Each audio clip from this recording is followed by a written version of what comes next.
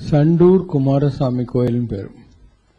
சித்திரதுர்காலேருந்து ஒரு 1 hour, இந்த பக்கம் பெல்லாரி சைட்லேருந்து போனால் 2 hours. அது ஒரு காட்டு நடுவில் இருக்கு. There it's a very very ஒரு மாதிரி மைன்ஸ்ன்னு சொல்லுவாங்க. விதவிதமான மைன்ஸ் இருக்காங்க. அயர்ன், பாக்சைட், கால்சியம், அதெல்லாம்.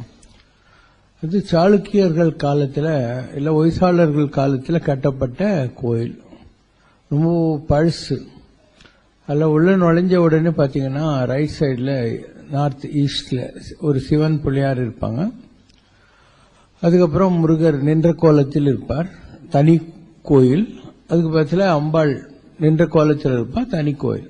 ரொம்ப பழமையான கோயில்.